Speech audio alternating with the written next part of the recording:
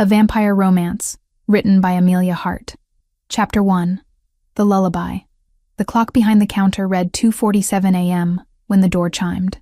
Claire Montgomery looked up from refilling the salt shakers, her hands moving automatically after 3 years of the same motions. The Nightingale diner was empty except for a trucker snoring in booth 7, and old Mr. Patterson nursing his 4th cup of decaf at the counter. The man who walked through the door didn't belong here. Everything about him screamed money. The black suit probably cost more than Claire's monthly rent. His shoes reflected the fluorescent lights. He moved with controlled grace that came from never having to rush anywhere, never worrying about bus schedules or double shifts. But it was the child in his arms that made Claire set down the salt shaker. The boy was maybe 5 years old, small for his age, with black hair that matched the man's. His face was buried in the expensive suit jacket, and his whole body shook with sobs that seemed endless. The sound cut through the diner's usual late-night silence. The man's silver eyes scanned the empty booths before settling on the one farthest from the windows. He slid into the seat, adjusting the boy in his lap with movements that looked both careful and exhausted. Claire grabbed a menu and 2 glasses of water. Her sneakers squeaked against the linoleum as she approached. Up close, she could see the circles under the man's eyes, the tension in his jaw. The boy's crying had subsided to hiccuping gasps, but he hadn't looked up once. "Evening," Claire said, setting down the waters. "Can I get you something?" The man glanced at the menu without really seeing it. Coffee. Black. And whatever children typically eat at this hour. His voice had an edge that wasn't quite irritation. Desperation, maybe. Claire had heard enough of that tone to recognize it. "How about chocolate milk and pancakes?" she suggested. "We make them in the shape of animals. Tonight's special is elephants." The crying stopped. The boy's head turned slightly, just enough that Claire could see one silver eye peeking out from behind the jacket. "I'll bring those right out," Claire said. She put in the order and poured the coffee. The man's hands had trembled when he'd held the menu. The boy's clothes were expensive but rumpled, like he'd been wearing them for days. Neither looked injured, just utterly worn down by something Claire couldn't identify. She brought the coffee first. The man wrapped both hands around the cup but didn't drink. The boy had shifted position, no longer hiding his face completely. His eyes were red-rimmed and puffy. His cheeks were pale in a way that made Claire think of hospitals. "The pancakes will be about 6 minutes," she said. The man nodded. He pulled out his phone, the screen lighting up his face. His jaw tightened as he read whatever was displayed there. Then he stood, setting the boy gently on the vinyl seat. "I need to take this call. I'll be right outside. Can you see me through that window?" The boy nodded, his lower lip trembling. The man was halfway to the door when the crying started again. Not the quiet hiccuping from before. This was full-throated panic, the kind that made every head turn. The trucker jerked awake. Mr. Patterson's coffee cup clattered against its saucer. The man turned back, phone pressed to his ear. He raised one hand, a gesture that clearly meant, "Wait. Just 1 minute." But the boy was beyond hearing. His small hands gripped the table edge, his whole body rigid with fear. Claire didn't think. She set down her notepad and walked to the booth. She slid into the seat across from the boy, keeping her movements slow and non-threatening. The man was talking rapidly into his phone, his free hand running through his hair in pure frustration. "Hey," Claire said softly. "Hey, it's okay. See? Your dad's right there. You can see him through the glass." The boy's crying intensified. His eyes were squeezed shut now, tears streaming down his cheeks. His breathing came in gasps that sounded painful. Claire's grandmother had taught her the lullaby in the 6 months before she died. It was old, passed down through 3 generations. Something about nightingales and silver moons. Claire had sung it to her grandmother in those final weeks, watching her drift to sleep in the hospice bed. She sang it now. Her voice was quiet, meant only for the small boy across from her. The words came automatically, muscle memory from those long nights sitting vigil. She didn't try to touch him, didn't try to make him look at her. She just sang, her hands folded on the table, her eyes on the window where the man was still talking urgently into his phone. The boy's breathing slowed first. Then his hands loosened their grip on the table edge. By the second verse, his eyes had opened. fixed on Claire's face with an intensity that seemed wrong for someone so young. By the third verse, he was quiet. Claire finished the song. The diner had gone silent around them. The boy stared at her, his silver eyes wide and unblinking. "Better?" Claire asked. The boy nodded slowly. "Good. Your pancakes should be ready." She stood and headed back to the kitchen, her heart hammering. Through the window, she could see the man ending his call.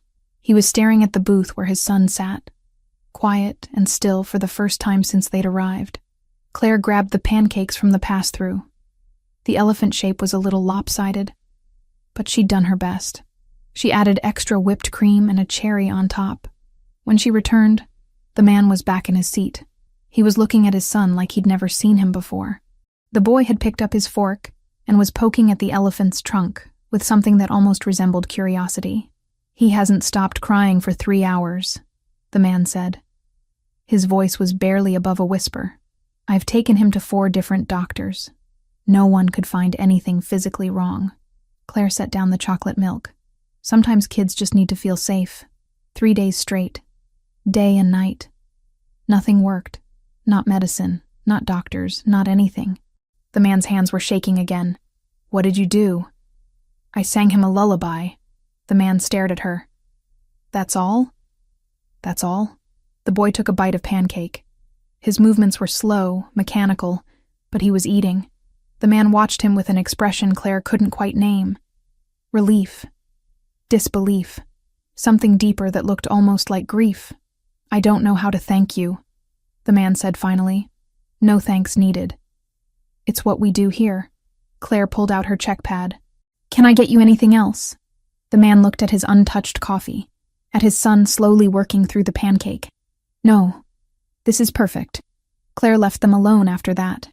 She refilled Mr. Patterson's cup, cleared the trucker's table, went through the usual motions of a slow night shift. But her eyes kept drifting back to booth 3, where the man sat watching his son eat, his coffee growing cold. They stayed for an hour. The boy finished his pancakes and drank half the chocolate milk. The man finally drank his coffee, 3 cold gulps that made his face tighten in distaste. When they stood to leave, the boy was drowsy, his head drooping against the man's shoulder. The man pulled out his wallet at the register. He laid down $300 bills on the counter. "For the meal," he said, "and the song." Claire pushed 2 of the bills back. "The meal was $12.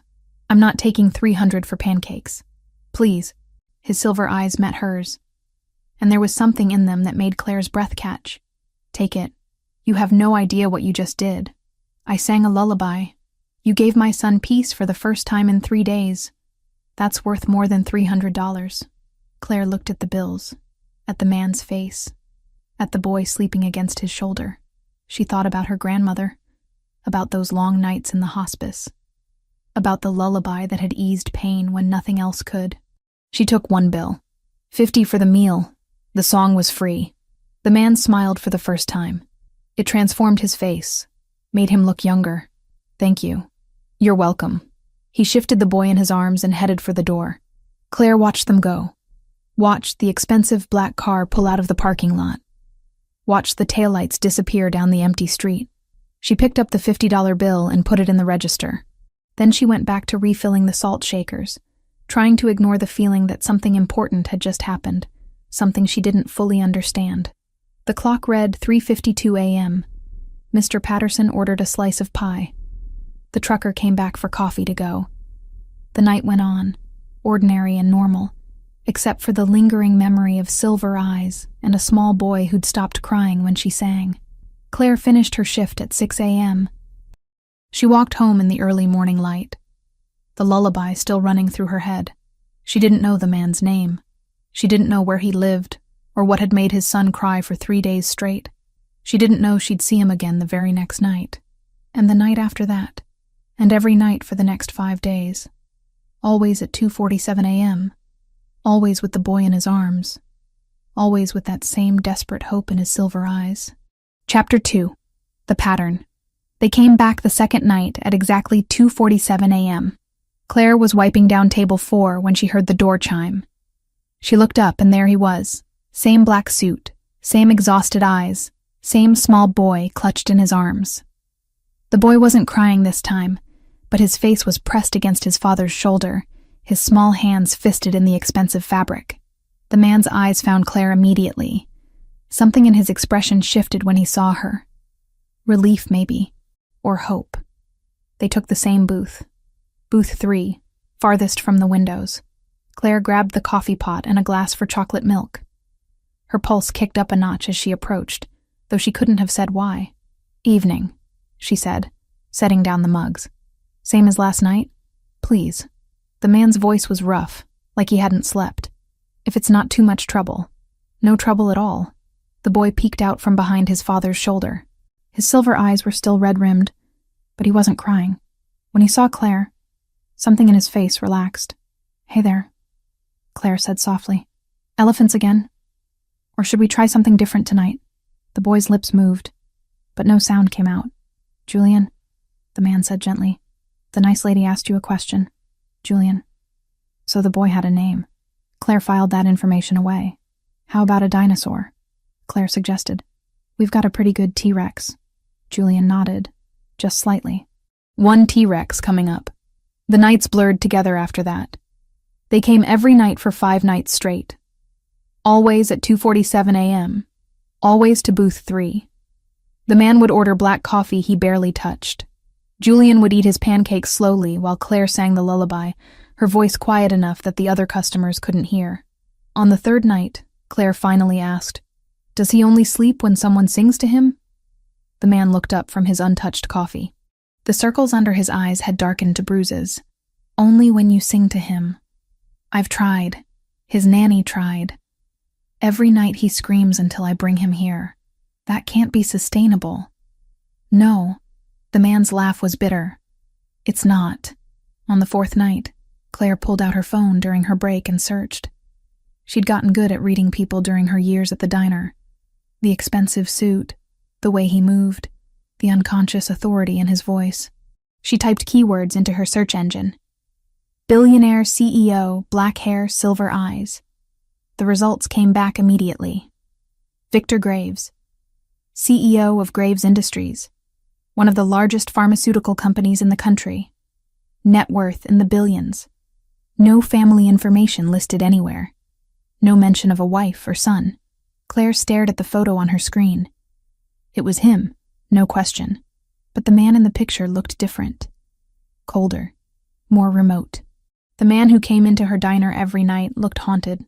On the 5th night, everything changed. Claire was refilling the coffee station when the door opened. She glanced up automatically, expecting Victor and Julian. But the woman who walked through the door made every instinct Claire had start screaming. She was beautiful in a way that didn't feel natural. Red hair fell to her waist in perfect waves. Her green eyes seemed to glow in the diner's fluorescent lighting. She wore a black dress that probably cost more than Claire's car, and she moved through the empty diner with the fluid grace of a predator. Claire's hand tightened on the coffee pot. The woman scanned the diner with those glowing eyes. When she spotted booth 3, her red lips curved into something that wasn't quite a smile. "Well," the woman said, her voice carrying across the empty space. "I should have known I'd find you here, Victor." Victor's head snapped up. The expression that crossed his face wasn't fear exactly. It was something colder, something that made Claire's pulse spike. "Victoria," Victor said. His voice had gone flat. "This is not the time or place, isn't it?" Victoria glided toward booth 3. Up close, Claire could see that her skin was too pale, too perfect. Like porcelain. "I've been searching for you for days." Imagine my surprise when I discovered the great Victor Graves spending his nights in a human diner. Julian had gone completely still. His small body was rigid against his father's chest, and his eyes had squeezed shut. He wasn't crying, but his breathing had gone shallow and fast. Claire set down the coffee pot and moved. She didn't think about it, didn't question the impulse. She just walked straight to booth 3 and stepped between Victoria and the table. "Can I get you something?" Claire asked.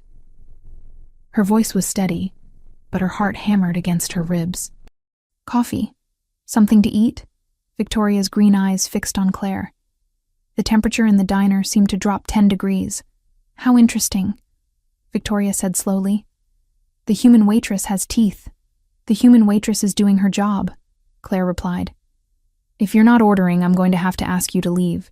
We don't tolerate harassment of our customers. Something flickered in Victoria's eyes. Amusement, maybe. Or respect. I like you.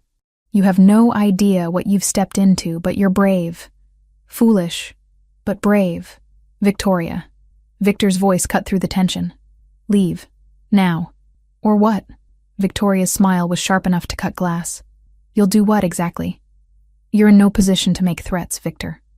Not anymore. I said leave. Victoria held Victor's gaze for a long moment. Then she looked at Julian, still pressed against his father's chest. Still not crying, but clearly terrified. Something in her expression twisted. 6 months, Victoria said softly. 6 months since you lost her. And look at you. Look at what her death has done to your precious son. This is what happens when you choose weakness over strength. Get out. Victor's voice had gone dangerously quiet. Get out now, or I will make you regret coming here. Victoria laughed.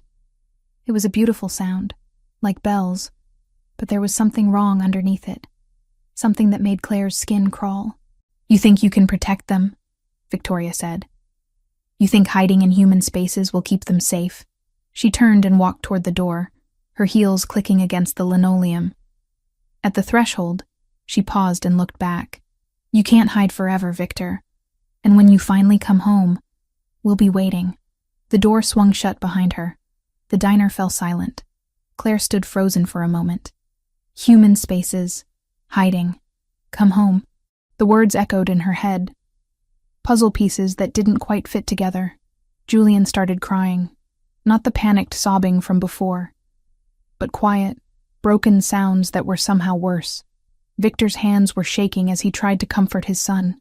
His face had gone ashen, and when he looked at Claire, his silver eyes were full of something that looked like despair. I'm sorry, he said. I'm so sorry. I shouldn't have brought this here. I shouldn't have put you in danger. Danger? Claire's voice came out higher than she'd intended. Who was that woman? I can't explain. Not here. Not now. Victor stood, lifting Julian in his arms. I have to go. Wait. Claire grabbed his arm without thinking. The fabric of his suit was cool under her fingers. You can't just leave. That woman threatened you. She threatened Julian. She threatens everything. Victor's smile was broken. She has for a very long time. Then let me help. The words were out before Claire could stop them.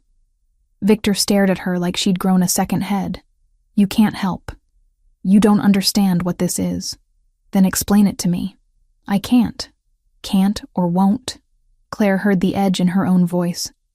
Look, I don't know what's going on, but that little boy needs more than midnight pancakes and a lullaby. He needs stability. He needs help. He needs his mother. Victor's voice cracked. She died 6 months ago. She was murdered. And Julian saw the whole thing. That's why he screams. That's why he can't sleep. He watched his mother die, and I couldn't stop it. The words hung in the air between them. Claire's hand fell away from Victor's arm. I'm sorry, she said quietly. I'm so sorry. So am I. Victor adjusted Julian in his arms. The boy had stopped crying, but his face was buried in his father's shoulder. I thought maybe bringing him here would help, but I was wrong. I'm just putting you in danger. What if I don't care about the danger? Victor met her eyes. You should. Maybe. But that kid needs someone. And right now, I'm the only one who seems to be able to help him. Claire took a breath. I'm a waitress now. But I was a trauma counselor before this.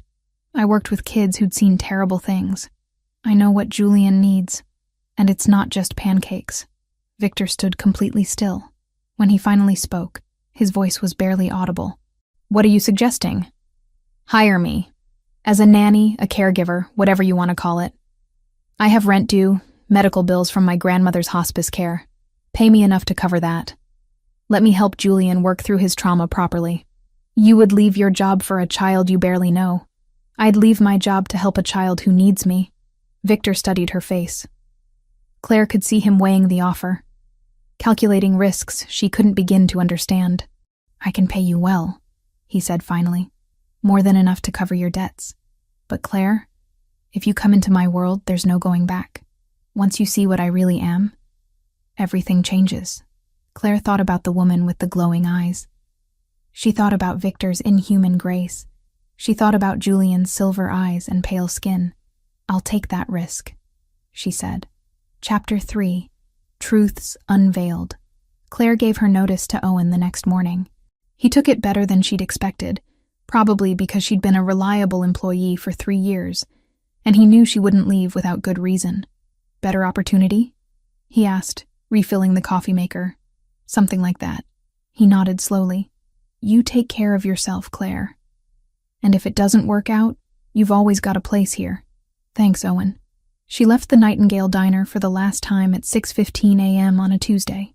By noon, she was standing in front of Victor's mansion with a duffel bag containing everything she owned that mattered. The house wasn't what she'd expected. No Gothic spires or looming shadows. Just a modern 3-story structure of glass and steel tucked behind high walls in an exclusive neighborhood. Security cameras tracked her approach. The gate opened before she could press the intercom. Victor met her at the door. He looked different in daylight. More human, somehow. The silver eyes were muted to gray, and the pale skin could pass for someone who simply didn't go outside much. You came, he said. I said I would. People say many things. He stepped aside. Welcome to my home. The interior was pristine. White walls, dark hardwood floors. Furniture that looked expensive and barely used. Everything was clean to the point of sterility. No family photos. No personal touches. Just empty elegance. Julian's room is on the 2nd floor, Victor said, leading her up a curved staircase. You'll have the guest suite next to his. My quarters are on the 3rd floor. Claire noticed things as they climbed. The temperature was several degrees cooler than outside. The windows had heavy blackout curtains. There were no mirrors anywhere. They passed a woman in the hallway. She was young, maybe early 20s, with platinum blonde hair cut short. She moved with the same fluid grace as Victor, and her eyes held that same reflective quality Claire had seen in Victoria. The woman nodded at Victor, then disappeared down the stairs without a sound. That was Nadia, Victor said. She's my chief of security. You'll meet the rest of the staff later. Julian's room was painted pale blue with stars on the ceiling. A small bed sat in one corner, unmade and twisted like someone had fought their way out of the sheets. Toys lined the shelves, all looking pristine and untouched. The guest suite was next door. Simple but comfortable.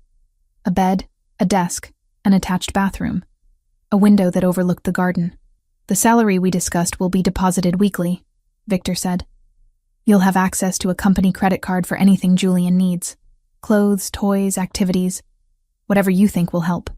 Claire set down her duffel bag. When do I start? Now, if you're ready. He wakes around 4 p.m. these days. Sleeps during daylight hours. Victor's expression was carefully neutral. It's easier that way. Easier for who? For all of us. The first week was strange.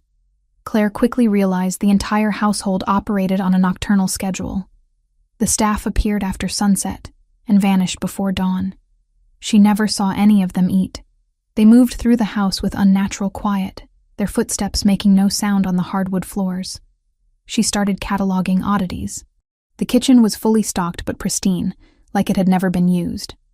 The staff avoided the few windows without blackout curtains during the day. No one cast proper shadows under certain lights.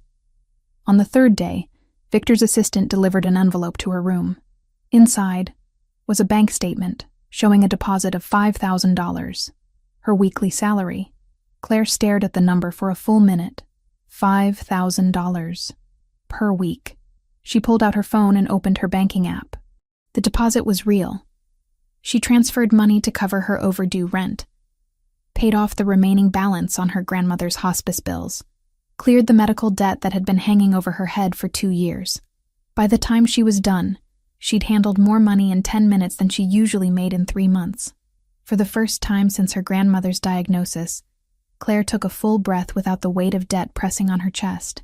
She focused on Julian. The boy was quiet, withdrawn, but not unresponsive. He followed her around the house like a small shadow, never speaking, just watching with those two old silver eyes. Claire implemented a routine, gentle structure. Breakfast at 5 p.m., drawing time at 6, stories at 7. She sang the lullaby every night, and Julian would finally sleep, though never for long. The nightmares were brutal. He'd wake screaming about monsters with red eyes and sharp teeth, about blood on white walls, about his mother's voice calling his name. Claire would hold him until the shaking stopped, singing softly, letting him cry against her shoulder. She learned to read his triggers. Loud noises made him flinch. Sudden movements sent him scrambling for corners. The color red made him go pale and still. Victor watched from a distance. He'd appear in doorways, silent and observant, never interfering but always present. Claire caught him standing outside Julian's room more than once, his hand pressed against the doorframe, his face twisted with something that looked like agony. On the 8th night, everything changed. Claire woke to screaming. Not Julian's usual nightmare cries. This was different, raw and primal and wrong.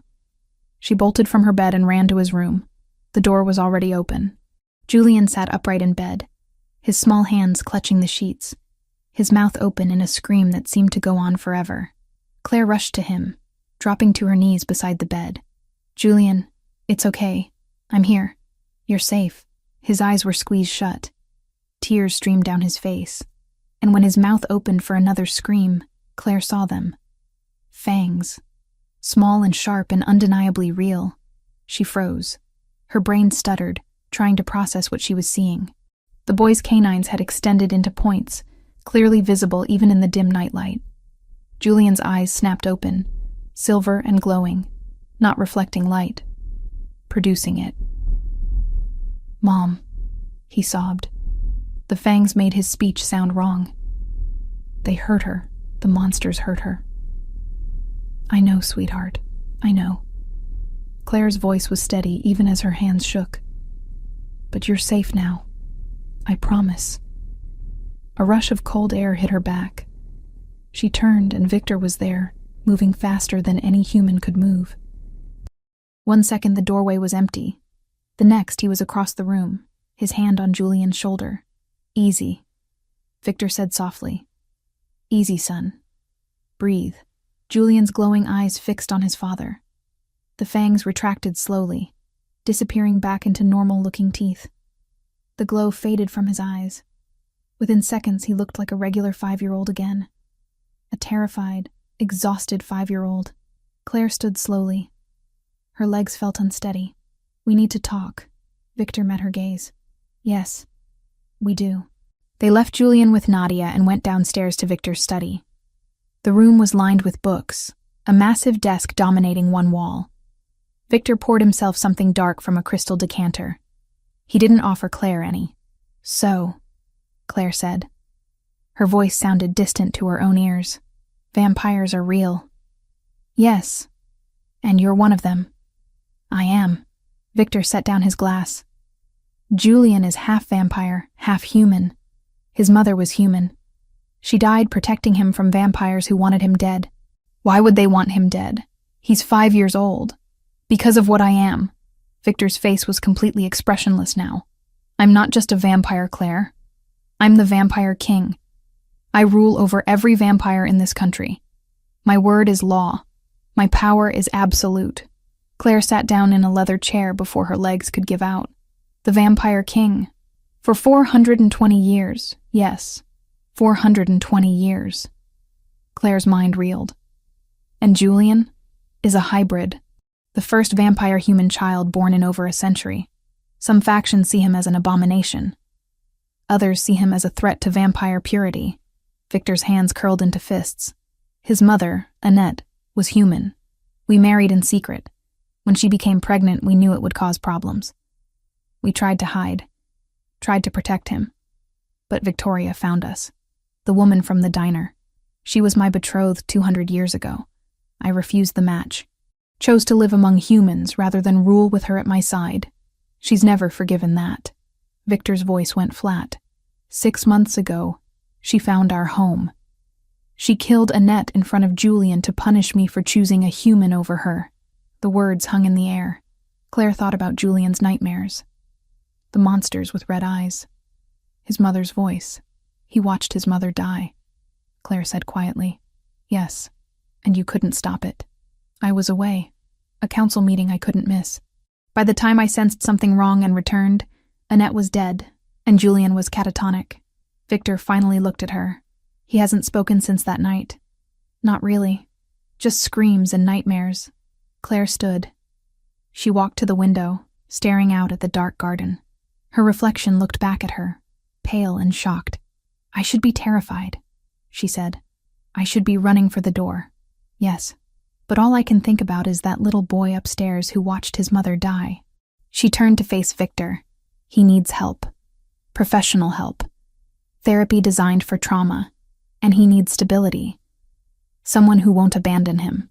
"I'm offering you a way out," Victor said quietly. "Now that you know what we are, you can leave. I'll pay you for the week, and we'll never see each other again. And Julian? We'll continue having nightmares until they destroy him." Victor's voice cracked slightly. "But at least you'll be safe." Claire thought about the little boy with silver eyes. The way he held her hand when they walked through the garden. The way he leaned against her when she sang. The first small smile she'd coaxed from him 3 days ago. "I'm staying," she said. Victor stared at her. "You don't understand what you're risking. Then explain it to me." "Victoria won't stop. She wants Julian dead and me broken. Anyone close to us becomes a target. Then teach me how to protect him. Teach me what I need to know about your world." Claire crossed her arms. "I'm not running away from a traumatized child because monsters are real. I've dealt with monsters before. They just happen to be human." Something shifted in Victor's expression. "You're either very brave or very foolish. Probably both." Claire managed a weak smile. "But I made a promise to that kid. I don't break promises." Victor studied her for a long moment. Then he nodded slowly. "Very well. If you're staying, you need to understand the rules. Never invite anyone into this house without my permission. Keep the curtains closed during daylight. And if you ever see someone with glowing eyes who isn't me or my staff, run." "Got it. Any other survival tips?" "Yes." Victor's expression was deadly serious. "Don't trust anyone who calls themselves a vampire. Not even me. We're predators, Claire. Every single one of us. Remember that." Chapter 4. Blood and Bonds. Claire learned Julian's patterns over the next 3 weeks. He woke at 4:17 p.m. every day, exactly the same time. He ate slowly, methodically, always finishing his vegetables before touching anything else. He drew pictures in thick black crayon. Always the same scene. A woman with long dark hair, red everywhere. She introduced therapeutic techniques slowly. Play therapy with gentle toys. Art therapy that didn't force him to draw what frightened him. Music therapy, singing different songs to expand beyond just the lullaby. Progress came in tiny increments. On day 12, Julian picked up a blue crayon instead of black. On day 15, he laughed at something Claire said. It was just a small sound, quickly stifled, but it was there. On day 18, Claire discovered Victor's secret. She woke at 3:42 a.m. to use the bathroom. On her way back, she noticed light coming from under Julian's door. She pushed it open quietly. Victor sat in a chair beside Julian's bed, his body completely still. He wasn't reading, wasn't looking at his phone, just watching his son sleep. His face twisted with something that looked like physical pain. "How long have you been sitting here?" Claire whispered. Victor didn't startle. Didn't even seem surprised she'd found him. "Every night, since Annette died. You don't sleep." "I can't." His voice was hollow. "Every time I close my eyes, I see her. I see what Victoria did. I hear Julian screaming and I'm too late. Always too late." Claire moved into the room. She kept her voice low, aware of the sleeping child between them. "You can't function like this. When was the last time you slept? 6 months? 2 weeks? 4 days?" The precision of it was somehow worse than the admission. Claire pulled up another chair and sat across from him. "We could take shifts. You watch him until midnight. I'll take midnight to dawn. That way you both rest. I won't sleep even if I leave. Then at least you won't be sitting in this chair torturing yourself." Claire met his silver eyes. Let me help with this too. Victor studied her face. Then he nodded slowly. Midnight. I'll wake you. They started the new routine that night. Victor would sit with Julian until midnight, then wake Claire to take over. It helped. Julian seemed to sense his father's absence less when Claire was there, singing softly, keeping the nightmares at bay. On the 23rd night, everything fell apart. Claire was dozing in the chair beside Julian's bed when she heard glass break downstairs. Her eyes snapped open. The clock read 2:14 a.m. Another crash, closer. Julian stirred, his small face scrunching up. Claire moved fast. She scooped him out of bed, her hand covering his mouth before he could cry out. Shh. She breathed against his ear. Stay quiet, like hide and seek. Can you do that? Julian's eyes were wide and terrified. But he nodded. Claire had mapped the mansion during her weeks here. She'd noticed things. The way certain walls sounded hollow when she passed. The seams in the wallpaper that didn't quite match. She'd found 3 hidden passages, though she'd never mentioned them to Victor. She found the panel in Julian's closet now, pressing the corner exactly right. It swung open silently, revealing a narrow space between walls. She pushed Julian inside. Stay here. Don't come out until your dad or I come get you. Promise me. Julian's lip trembled, but he nodded again. Claire closed the panel just as footsteps echoed in the hallway. Fast footsteps. Inhuman footsteps. The door exploded inward. Victoria stood in the doorway, her red hair wild around her face, her green eyes glowing in the darkness. Where is he? Victoria's voice was silk over steel. Who? Claire stepped away from the closet, drawing Victoria's attention.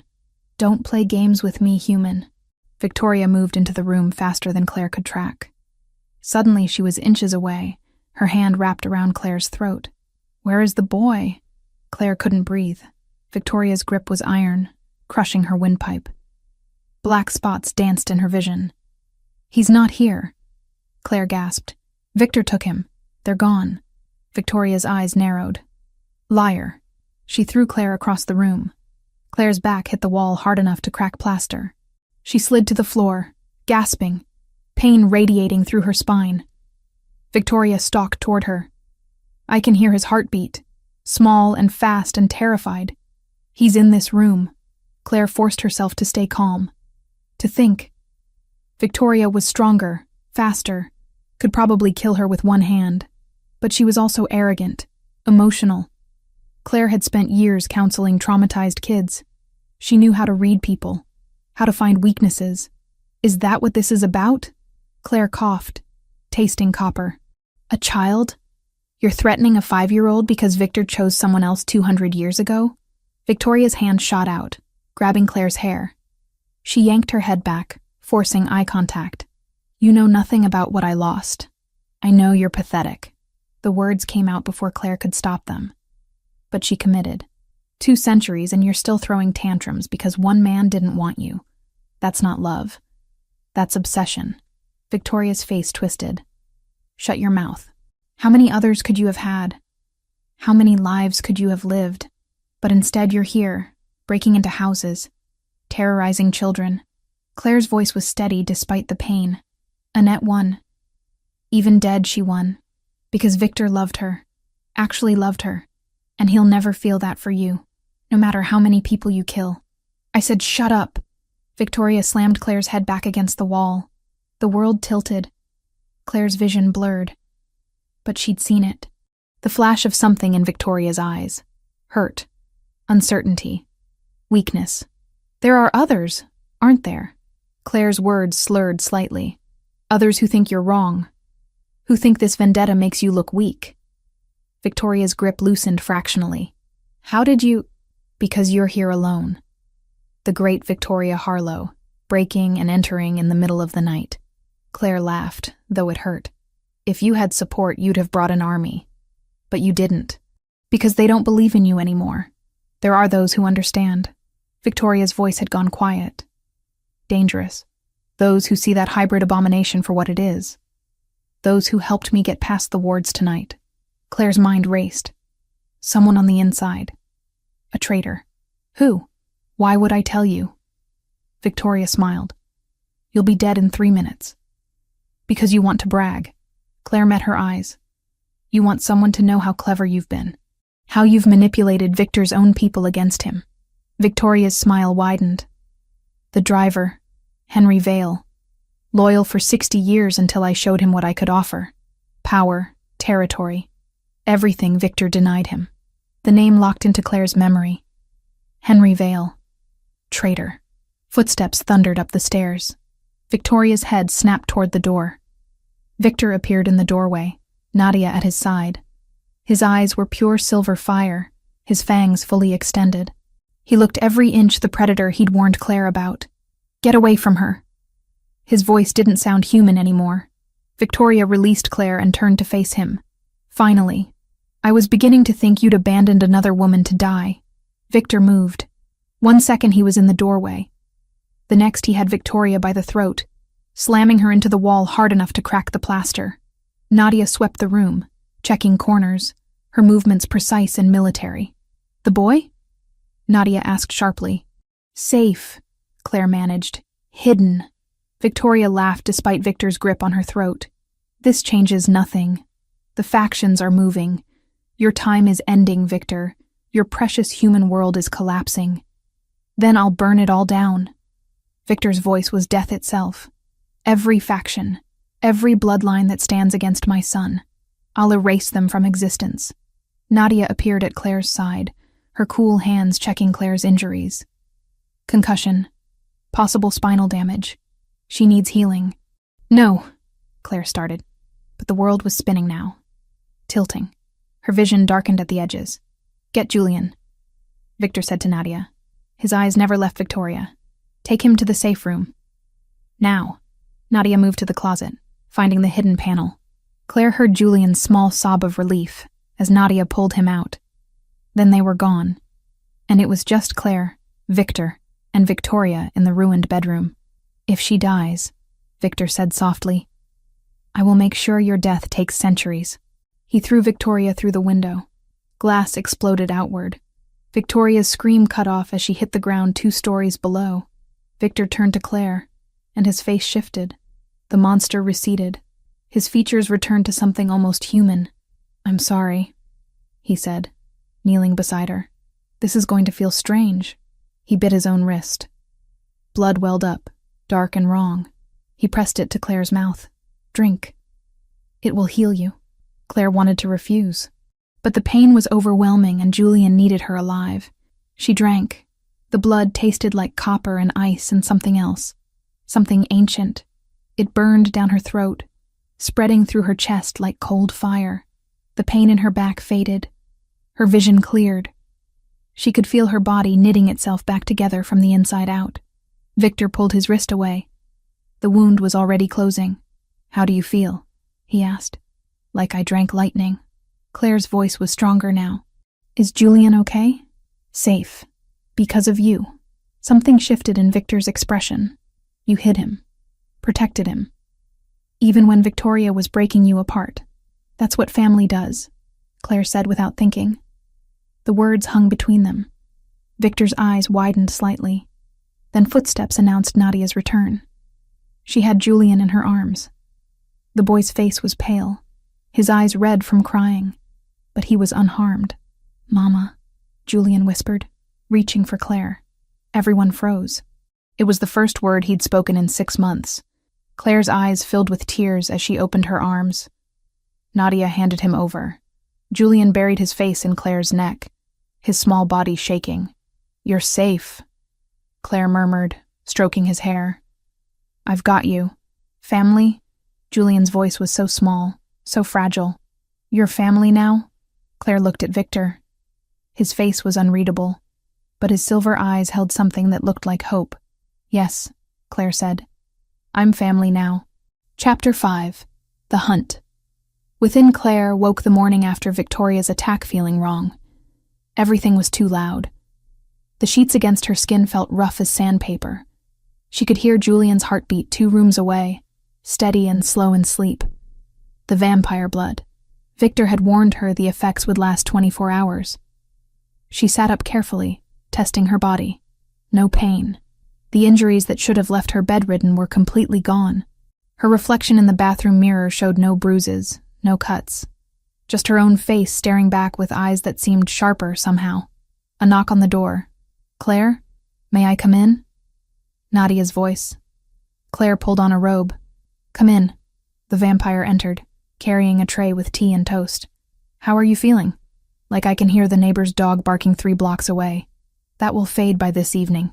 Nadia set down the tray. "Victor asked me to check on you. He's in meetings with the council. Victoria's attack violated several accords. There will be repercussions." Claire wrapped her hands around the teacup. The warmth felt too hot, almost burning. She mentioned a traitor, Henry Vale, the driver. Nadia's expression went cold. "I know.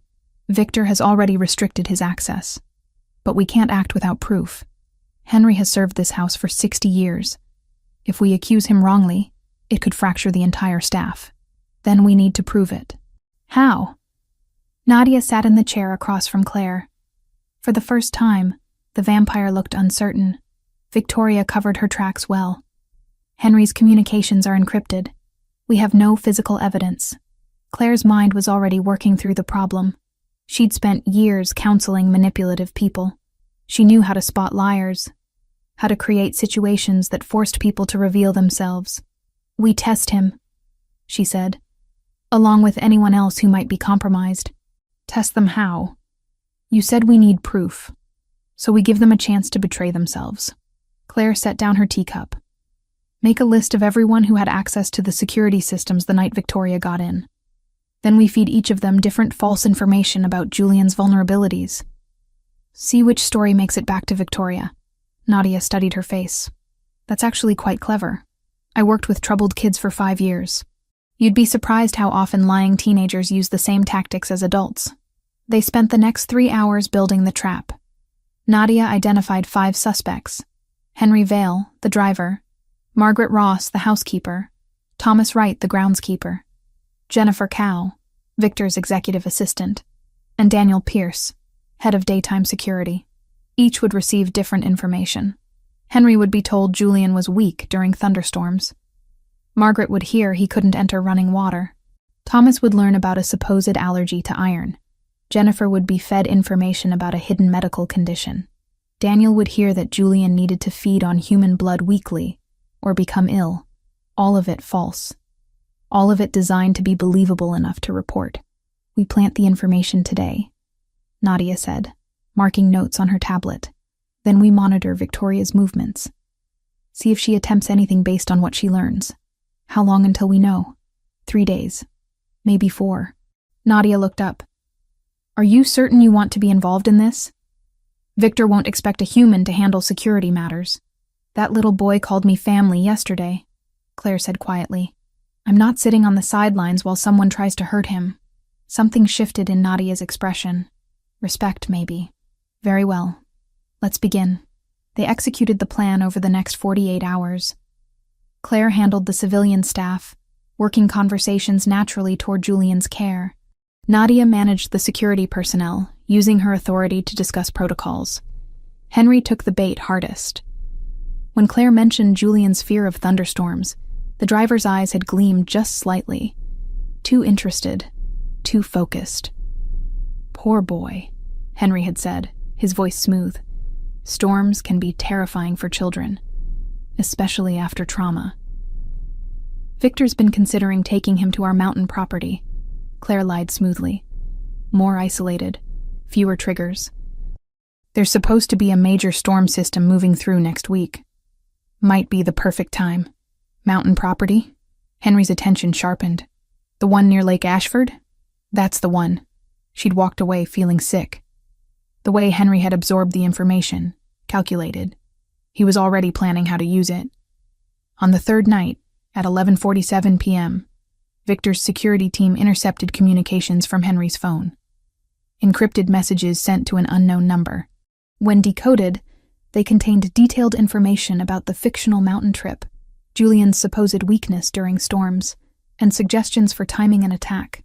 Victor assembled everyone in the main hall at midnight. The staff stood in a line, their faces ranging from confused to terrified. Henry stood at the end, his expression carefully neutral. "We have a traitor among us," Victor said. His voice was quiet, but it carried through the hall with absolute authority. "Someone who has been feeding information to our enemies. Someone who helped Victoria breach our security." Henry didn't flinch, didn't react at all. That was his mistake. Henry Vale. Victor's silver eyes fixed on the driver. "Step forward." "My lord, I don't understand." "Step forward." Henry moved slowly, his composure cracking at the edges. "Whatever you think I've done." "I don't think. I know." Victor gestured. Nadia stepped forward with a tablet, turning it to display the intercepted messages. "These were sent from your phone 73 minutes ago. Would you like to explain them?" The color drained from Henry's face. "That's not... Someone must have stolen my phone. Planted evidence. The messages contain information only you received," Claire said, stepping out from behind Victor. "I told you specifically about Julian's storm fear and the mountain property. No one else knew those details." Henry's eyes snapped to her. For just a second, his mask slipped completely. She saw rage there. Pure, undiluted hatred. "You set me up." His voice had changed. Gone was the smooth, deferential tone. This was raw and ugly. "Clever little human. You think you understand our world? You're just Victor's new pet. A toy he'll discard when he's bored." Victor moved so fast Claire didn't see it. One moment Henry was standing. The next he was on his knees, Victor's hand wrapped around his throat, lifting him off the ground. "Why?" Victor's voice was death itself. 60 years of service. I gave you position, wealth, power. Why betray me for Victoria?" Henry laughed, the sound wet and choking. "You gave me scraps. Victoria offered me territory. My own bloodline. Everything you denied me because I wasn't born into the right family. So you endangered my son. Your abomination." Henry's eyes were wild now. "That hybrid shouldn't exist. The old families were right. You've weakened yourself with human attachments. First Annette, now this waitress. You're not fit to rule." Victor's hand tightened. Henry's face started turning purple. "Wait." Claire's voice cut through the tension. "Julian's watching." She pointed to the stairs. Julian stood on the landing, his small hands gripping the banister. His silver eyes were wide and terrified, fixed on his father's rage. Victor froze. Slowly, he turned to look at his son. The fury in his face warred with something else. Awareness. Shame. "Julian," Victor said softly. "Go back to bed." Julian didn't move. Tears started streaming down his face. Claire walked to the stairs, keeping her movement slow and calm. "Hey, sweetheart. It's okay. Your dad's just handling some grown-up business. He's going to kill him," Julian whispered. "Maybe. But you don't need to see that."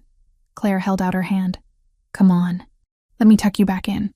Julian looked between Claire and Victor, then at Henry, still dangling from Victor's grip. "He's bad?" "Yes. He helped the red-hair lady. The one who hurt you. Then he should go away forever." Julian's voice was small but certain. "But Dad shouldn't kill him here. That makes the house bad, too." Victor's hand loosened. Henry collapsed to the floor, gasping. "You're right," Victor said, his voice returning to something almost normal. "Thank you for reminding me." He turned to Nadia. "Take him to the holding cells. I want him marked and exiled by dawn. Let every vampire territory know he's a traitor. He'll never find sanctuary anywhere." "Marking and exile?" Henry's voice cracked. "That's worse than death. Please, my lord, just kill me." "No." Victor's expression was stone. "Death would be mercy. You don't deserve mercy." 2 security guards dragged Henry away. His screams echoed through the hall until a door slammed, cutting them off. Victor stood alone in the center of the room, his shoulders rigid. Then he looked up at Julian. "I'm sorry you saw that." Julian came down 2 steps. "Claire says sorry means you'll try to do better. She's right." Victor managed a broken smile. "I'll do better." Claire guided Julian back to bed, singing the lullaby until he drifted off. When she returned downstairs, Victor was in his study, staring out the window at the dark garden. "Thank you," he said without turning around. "For stopping me. I would have killed him in front of Julian. Would have traumatized him all over again. You would have realized it before you went through with it. Would I? Victor turned to face her. I'm 420 years old, Claire. I've killed thousands. Stopping isn't natural for me, but you did stop. Because Julian asked you to. Claire moved closer. That's what matters. Victor looked at her, and something in his expression made her breath catch. It wasn't just gratitude. It was something deeper, something that made her heart race. You're changing me, he said softly. Both of you. Making me remember what it was to be human. Is that a good thing? I don't know yet. He smiled, and it was real this time. Warm, but I'm willing to find out. Claire felt heat rise to her cheeks. She forced herself to step back, to put professional distance between them. I should check on Julian again. Claire? She paused at the door. Whatever this is between us, Victor said quietly. We should be careful. For Julian's sake. I know. Her voice was barely a whisper. I know. She left before she could say anything she'd regret. Before she could acknowledge the feelings growing in her chest every time Victor looked at her like she mattered, like she was more than just Julian's caregiver. Julian needed stability, structure. He needed to heal from his trauma, not get caught in the middle of a complicated relationship. But as Claire lay in bed that night, listening to the house settle around her, she couldn't stop thinking about Victor's smile, about the way he'd listened to her, valued her opinion, changed his mind because she'd asked him to. This was dangerous territory, and Claire had never been good at staying safe. Chapter 6. Hearts and Histories. Julian asked the question on a Wednesday afternoon while they were drawing in the garden. Can you be my new mom? Claire's crayon froze mid-stroke. She looked up at the 5-year-old sitting across from her, his silver eyes hopeful and heartbreaking. Oh, sweetheart. She set down the crayon carefully. That's not really how it works. Why not? Julian's lower lip trembled. You take care of me. You sing to me. You make the bad dreams go away. That's what moms do. Claire moved around the table and knelt beside him. You're right. Those are things moms do. But being a mom is also about time. It's about growing together slowly. And Julian, you had a mom, a wonderful mom who loved you so much. She's gone. His voice was so small. I know, and I'm so sorry about that. But loving me doesn't mean forgetting her. Claire took his small hands in hers. What if instead of being your new mom, I promise to always be your special friend? Someone who will always be here when you need me? Julian thought about this seriously. Forever? As long as you want me. And you won't leave like she did? The question broke Claire's heart. Your mom didn't want to leave you, sweetheart. She was protecting you. That's different. But you won't go? Not unless you want me to. Claire pulled him into a hug. I promise. Julian buried his face in her shoulder. Okay. Special friend forever. Forever. What Claire didn't know was that Victor stood at the window above, watching the entire exchange, his hand pressed against the glass, his expression unreadable. That night, after Julian was asleep, Victor appeared at Claire's door. It was past midnight, and she'd been reading in bed. She pulled on a robe before answering. Is everything okay? She asked. Is Julian? He's fine. Sleeping peacefully for once. Victor stood in the hallway, his black hair falling loose around his shoulders. He looked younger like this. Less like the Vampire King and more like just a man. May I come in? I need to talk to you. Claire stepped aside. Victor entered slowly, his movements careful. He didn't sit, just stood by the window, staring out at the dark garden below. I heard you today, he said finally. With Julian. When he asked about being his mother. I'm sorry if I overstepped. I should have consulted you first. No. Victor turned to face her. You said exactly the right thing. You were honest with him. You didn't make promises you couldn't keep. He paused. His mother was like that too. Honest. Even when the truth was hard. Claire waited. She could sense Victor was working toward something. Something important. Her name was Annette. Victor's voice was soft now. She was human. A teacher at a small school in Vermont. I met her when I was investigating a series of attacks in the area. She caught me sneaking around her classroom after hours. What did she do? Hit me with a stapler. A ghost of a smile crossed Victor's face. Demanded to know what I was doing. When I tried to compel her to forget, it didn't work. Her bloodline had natural resistance. That's how I knew she was special. Claire sat on the edge of her bed. What happened? I fell in love. Victor said it simply, like it was the most obvious thing in the world. For the first time in 400 years, I met someone who saw me. Not the vampire king. Not the monster. Just Victor, a man who was tired and lonely and desperate for something real. Did she know what you were? Eventually. She figured it out on her own. I was too careful around her, too controlled. Victor's hands clenched into fists. When I told her the truth, she laughed. Said it explained why I was so terrible at eating human food. Claire could picture it. A woman brave enough to laugh at a vampire's confession. We married in secret. The vampire world couldn't know I'd chosen a human over one of our kind. Victoria, especially. Victor's expression darkened. She was my betrothed 200 years ago. An arranged match between powerful bloodlines. I refused.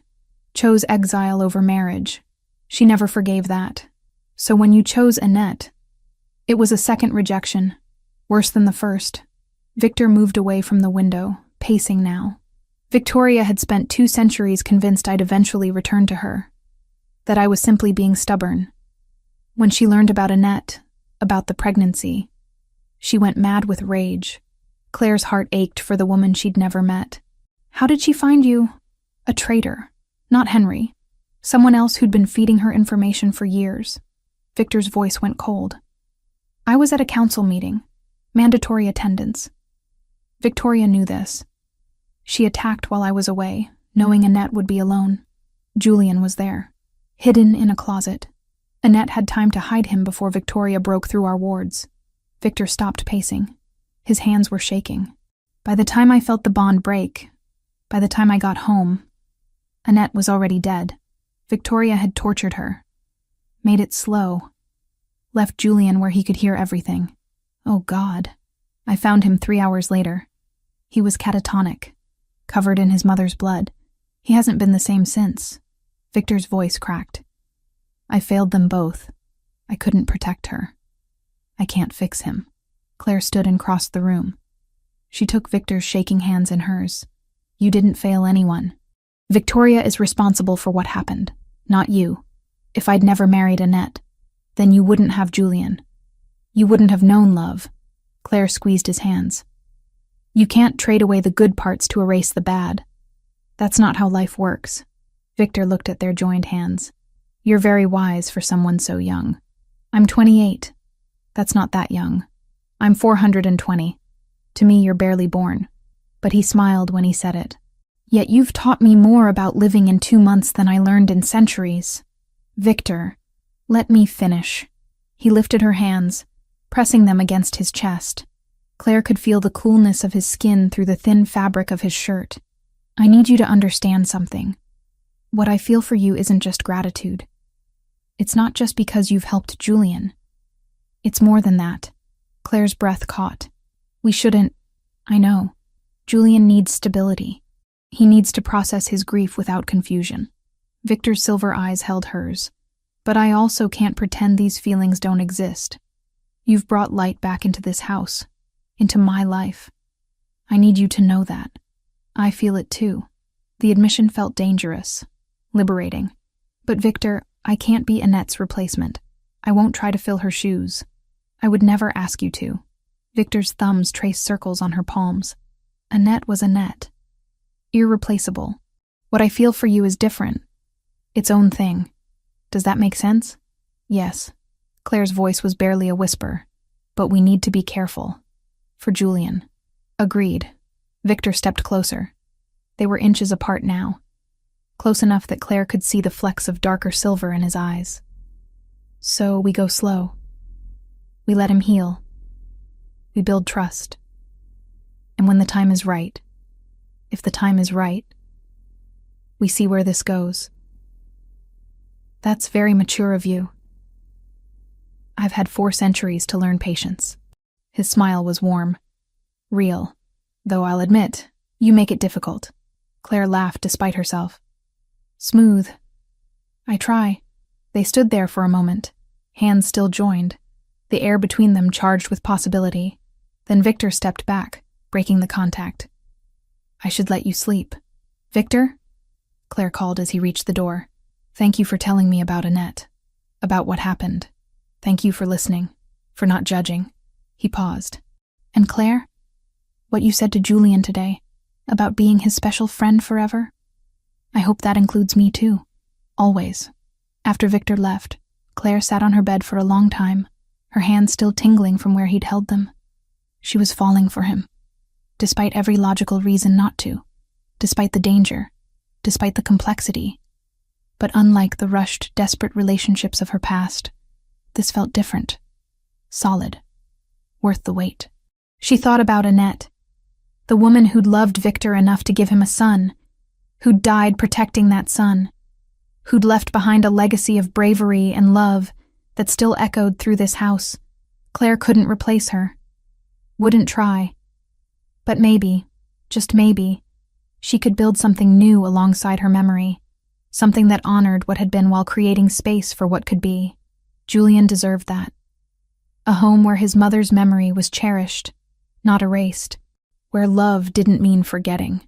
Claire fell asleep that night thinking about possibilities, about slow beginnings and careful trust, about a man who'd lived for centuries learning to hope again, about a little boy who'd started calling her his special friend forever, about a future that felt, for the first time in years, like something worth fighting for. Chapter 7. The Council's Judgment. The summons arrived on a Thursday morning, delivered by a vampire Claire had never seen before.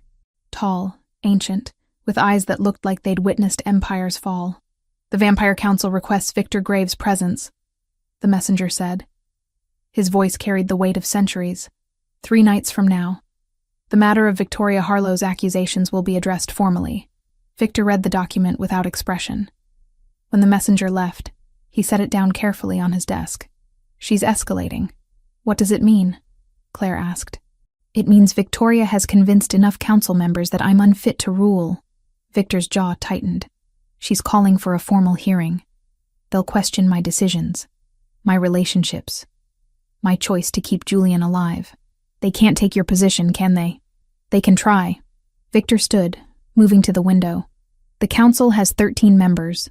7 votes can strip a king of his authority. Victoria needs to convince 4 more beyond her 3 supporters. Claire felt cold dread settle in her stomach. What happens if they succeed? Julian becomes disputed property. Without my protection, the conservative factions will have him executed within a week. Victor's voice was flat, factual. And you become a liability. A human who knows too much about our world. So we fight. I fight. You and Julian stay far away from this. Victor turned to face her. The council meets in neutral territory. An old cathedral downtown that's been ours for 200 years.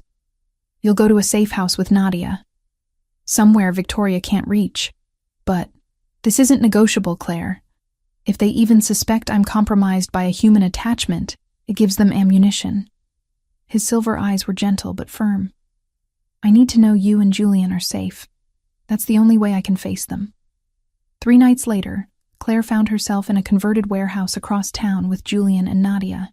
The space was sparse but secure, with reinforced doors and no windows. Monitors lined one wall, showing feeds from the cathedral where the hearing would take place. Julian clung to Claire's hand. When is Dad coming back? Soon, sweetheart. He just has to talk to some people first. The bad people? Claire exchanged glances with Nadia. Some of them aren't great, but your dad is very good at talking to difficult people. The monitors flickered to life at exactly 9 p.m. The cathedral's interior was Gothic and imposing. 13 chairs arranged in a semicircle on a raised platform. Victor stood alone in the center of the floor, looking small despite his height. Victoria sat in one of the chairs, her red hair pulled back, her expression serene, victorious. An elderly vampire with white hair called the session to order. Victor Graves, you stand accused of compromising your position through inappropriate human attachments, of endangering vampire secrecy, of producing hybrid offspring that threatens our species' purity. How do you answer these charges? I answer that they're politically motivated lies designed to remove me from power. Victor's voice carried through the cathedral. Victoria Harlow murdered my wife 6 months ago because I refused to marry her 2 centuries past.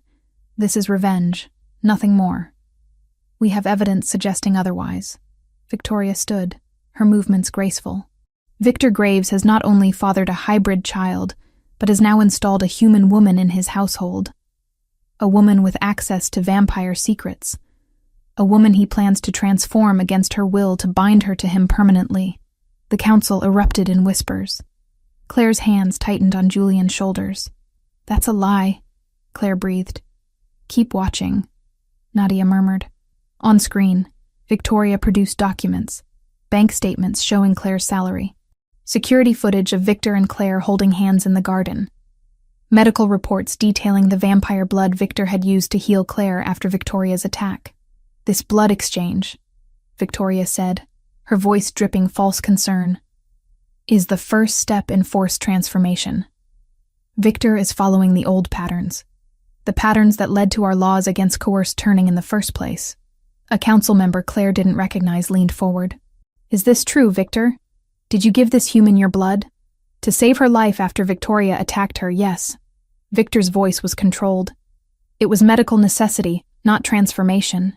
And your relationship with this woman is none of the council's concern." Wrong answer. Claire could see it in the way the council members shifted, in the way Victoria's smile widened. Victor was playing into the trap. If he denied caring about Claire, it made him look callous. If he admitted it, it proved Victoria's point. "The ancient laws are clear," Victoria continued. "Vampires in positions of power must not be compromised by human attachments. It leads to poor judgment, to exposure, to the extinction events we barely survived in the past." She turned to face the council fully. "I propose that Victor Graves be removed from his position, that his hybrid son be placed under council supervision, and that the human woman be dealt with according to standard security protocols." Standard protocols meant death. Claire knew it without asking. "This is wrong," she said, standing. "I need to testify." "You can't." Nadia grabbed her arm. "Humans aren't allowed at council sessions. If you interrupt, they'll use it as proof of Victor's compromised judgment. They're going to vote to kill us anyway." Claire pulled free. "At least let me speak first." She moved to the computer setup in the corner. Years of working with technology in her counseling practice paid off. She found the cathedral's network, hacked into the video feed, and before Nadia could stop her, she was broadcasting into the council chamber. Her face appeared on a screen behind Victor. Every vampire in the room turned to stare. "My name is Claire Montgomery," she said, her voice steady despite her racing heart. "And I need you to hear the truth." "This is highly irregular," the white-haired vampire started. "So is trying to execute a 5-year-old child for existing," Claire shot back. "You want to talk about Victor's judgment? Let's talk about yours." She pulled up documents on her screen, projecting them into the chamber. "These are the original vampire laws from 1687. The ones about human transformation. Want to know what they actually say?" She read aloud. "No vampire shall force transformation upon an unwilling human through coercion, threat, or violence. The purpose of this law is to prevent abuse and maintain consent." Claire looked directly at the camera. "The law is about consent, about preventing powerful vampires from enslaving humans. It was never about forbidding genuine relationships. The human speaks out of turn," Victoria said, but her voice had lost some of its confidence. "The human speaks because apparently no one else will tell you the truth." Claire stood taller. "Victor hasn't forced anything on me. I chose to work for him. I chose to help Julian. And yes, I chose to develop feelings for Victor. Those were my choices. Free and informed." She pulled up medical records. "You want to talk about the blood exchange? I was dying. Spinal damage from when Victoria threw me into a wall. Victor saved my life, and I agreed to it. That's called medical intervention, not forced transformation." "Your Honor?" Victoria started. "No, I'm not done." Claire's voice gained strength.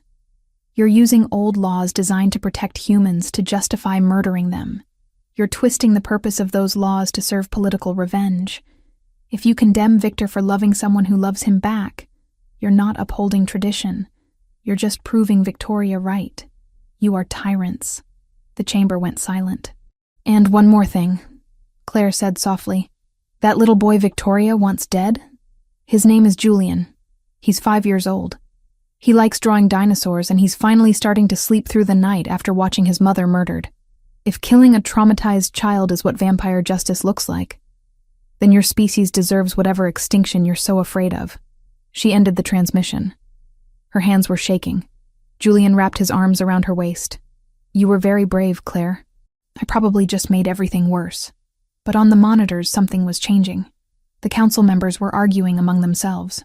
Victor stood perfectly still, staring at where Claire's face had been. The white-haired vampire called for order. "We will vote. All in favor of removing Victor Graves from his position?" 4 hands rose. Victoria and 3 others. All opposed? 9 hands. A clear majority. Victoria's face went white. The vote has spoken." The vampire elder looked at Victor. "You will retain your position. However, we require assurance that any future transformation of the human Claire Montgomery will be entirely her choice, properly documented, and conducted according to all protocols." "You have my word," Victor said quietly. "Then this session is concluded." Claire sagged against the desk. Nadia was staring at her with something that looked like respect. "That," the vampire said slowly, "was either the bravest or most foolish thing I've ever witnessed a human do. Probably both." On screen, Victoria stormed out of the cathedral. She'd lost. Publicly. Her political support had crumbled in minutes. But Claire could see it in the way Victoria moved, in the set of her shoulders. This wasn't over. Losing politically just meant Victoria would try something more desperate.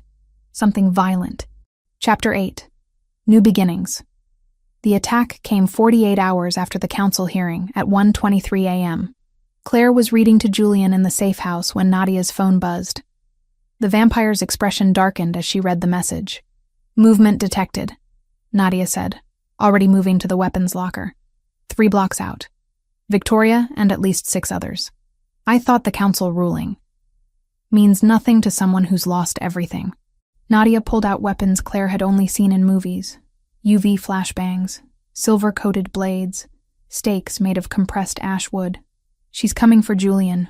One last desperate play." Claire pulled Julian close. The boy's silver eyes were wide but calm. Too calm for a 5-year-old facing danger. "Protocol Omega," Nadia said into her phone. "Send reinforcements to my location." ETA? A pause. Then Nadia's jaw tightened. 15 minutes. We don't have 15 minutes. She turned to Claire. "There's a panic room behind the bookshelf. Steel walls, separate air supply, communication system. Take Julian and lock yourselves in. Don't open it for anyone except Victor or me. What about you? I'll slow them down." Nadia's smile was sharp. "I've been fighting for 2 centuries. I know how to buy time." Claire grabbed Julian's hand and ran to the bookshelf. She found the hidden panel, pressed it. The shelf swung inward, revealing a small room lined with metal. Monitors showed different angles of the warehouse exterior. On one screen, figures moved in the shadows. Victoria's red hair was unmistakable even in the darkness. "Come on, sweetheart." Claire pulled Julian inside. "What about Nadia?" "She's going to be fine. She's very strong." The door sealed with a pneumatic hiss. Claire's ears popped from the pressure change. Julian climbed into her lap, his small body trembling. On the monitors, Victoria and 6 vampires breached the main entrance. They moved fast, inhumanly fast. Nadia met them in the central room, her movements a blur even on camera. The fight was brutal. Nadia took down 2 vampires in the first 30 seconds. But Victoria was older, stronger. A blow sent Nadia crashing through a support pillar. She got up, blood streaming from her mouth. But she was slowing. Claire's hands shook. She couldn't just hide while Nadia died protecting them. Her eyes scanned the panic room. Emergency supplies, medical kit, communications equipment. And there, in a locked cabinet with a glass front, UV lamps, industrial strength, the kind used for sterilization. An idea formed. Dangerous. Probably stupid. But it was something. "Julian, I need you to do something very important." Claire knelt in front of him. "See that red button on the wall? If I'm not back in 3 minutes, press it. It calls your dad directly. Can you do that? You're leaving?" His voice was small. "Just for a little bit. To help Nadia." Claire cupped his face. 3 minutes. Count to 180. Then press the button. She kissed his forehead and grabbed the UV lamps before she could change her mind. The panic room door wouldn't open from inside without the code, but there was an emergency override. Claire used it, slipping out into the darkened warehouse. The fight had moved to the second level. She could hear crashing, screaming, the wet sounds of violence. Claire moved quietly, her counselor's knowledge of human behavior translating surprisingly well to tactical thinking. Victoria wanted Julian, which meant she'd eventually come to the panic room. Claire positioned the UV lamps around the bookshelf entrance. She found silver chains in Nadia's weapons cache, strung them across the doorway at ankle height. Then she hid behind a concrete pillar and waited. Victoria appeared 3 minutes later, alone. The other vampires were either dead or occupied with Nadia. Blood stained Victoria's designer dress. Her red hair was wild, her green eyes glowing with madness. "I know you're here, little human," Victoria called out. "I can hear your heartbeat, smell your fear." Claire stayed silent, her hand on the remote trigger for the UV lamps. "Victor took everything from me." Victoria moved closer to the bookshelf. 200 years I waited. 200 years I held my territory, maintained my power, all for the day he'd return, and he chose mortality. Twice. She reached the bookshelf, her hand on the hidden panel. "First Annette, now you. What makes you so special? What do you have that I don't?" "We loved him," Claire said, stepping out from behind the pillar. "We didn't try to own him." Victoria spun, fangs fully extended. "You dare!" Claire hit the trigger. The UV lamps erupted with light bright as the sun. Victoria screamed, her skin smoking, blistering. She stumbled backward, tripping over the silver chains. The panic room door opened. Julian stood in the entrance, his small hands glowing with silver light. Not reflecting it, producing it. "Leave my family alone," he said. His voice echoed with power far beyond his 5 years. Victoria tried to move, but the combination of UV light and Julian's power held her frozen. Claire grabbed a stake from the weapons cache. Her hands were steady as she crossed the room. "This is for Annette," Claire said quietly, "and for every life you've destroyed." She raised the stake. Victoria's eyes widened with genuine fear. "Stop." Victor's voice cut through the moment. He stood in the doorway with 20 vampires behind him. Nadia leaned against one of them, battered but alive. "Don't make Julian watch another death." Claire lowered the stake. Victor was right. Julian had seen enough violence. Victor approached Victoria, his expression carved from ice. "The council is here. They've witnessed your attack on my protected territory, your assault on my son. What happens next is their decision, not mine." The white-haired vampire elder stepped forward, Victoria Harlow. "For violation of the council's ruling, for attacking protected persons, for breaking every accord we hold sacred, you are hereby stripped of your powers and exiled from all vampire territories." "No," Victoria whispered. "Please, just kill me. Death is mercy. You don't deserve mercy." The elder gestured. 2 vampires came forward with a silver collar. Ancient symbols covered its surface. They locked it around Victoria's neck. Victoria's scream was inhuman. The collar flared with light, and when it faded, something fundamental had changed in her. The glow in her eyes was gone. Her movements were slower, human. "You'll age now," the elder said. "Slowly, over decades. You'll watch everyone you knew move forward while you're trapped in mortality. You'll remember what you were, and know you can never return." They dragged Victoria away, still screaming. Claire turned away, pulling Julian against her. The boy was shaking, his silver light fading. Victor crossed the room and wrapped his arms around both of them. "It's over. She can't hurt us anymore. Promise." Julian's voice was muffled against Claire's shoulder. I promise. 3 months later, Claire sat in the garden watching Julian play with a soccer ball. He was laughing, actually laughing, as he tried to keep it away from Victor. The sound was the most beautiful thing Claire had ever heard. He slept alone last night, Nadia said, sitting beside Claire. 4 nights this week. That's progress. He still has nightmares, but they're getting better. Claire smiled. His therapist says he's processing the trauma healthily now. Thanks to you. Thanks to all of us. Claire watched Victor scoop Julian up, spinning him around. The boy's delighted shriek echoed across the garden. We're a team. Nadia stood. The council approved your educational program proposal. 5 hybrid children will arrive next month. You'll be their teacher and therapist. Really? Claire's eyes widened. I thought it would take longer to approve. Your testimony at the hearing convinced them. Hybrids aren't abominations to be destroyed. They're children who need help. Nadia smiled. You're changing our world, Claire. One traumatized kid at a time. After Nadia left, Victor brought Julian over. The boy was flushed and happy, grass stains on his knees. Tia Claire, did you see? I scored 3 goals.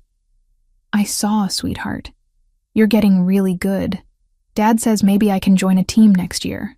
With human kids. Julian's eyes were bright with possibility. If I can control my strength better, we'll work on it. Claire ruffled his hair. Now go wash up for dinner. Julian ran off, still full of energy. Victor sat beside Claire, his shoulder pressing against hers. They watched the sunset in comfortable silence. I have something for you, Victor said eventually. He pulled out a small velvet box. Claire's heart skipped. Victor! It's not what you think. He opened it. Inside was a delicate silver chain with a pendant shaped like a nightingale. It's a promise that I'll wait however long you need, that this decision is entirely yours, and that whether you choose transformation or mortality, I'll love you either way. Claire's eyes filled with tears. You're really good at this. I've had 4 centuries to perfect my romantic gestures. His smile was warm, real, but you're the first person who made me want to try. She kissed him. Soft and sweet, and full of promise. Julian's delighted, "Ew!" from the doorway made them both laugh. Come here, you, Victor called.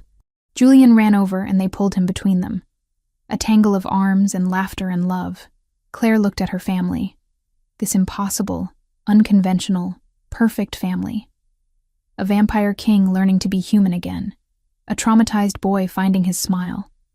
A former waitress who'd stumbled into a world of monsters and found home. She didn't know what the future held. Whether she'd choose mortality or transformation. Whether other threats would emerge. Whether Julian would fully heal. But right now, in this moment, they were together. They were safe. They were happy. And that was enough.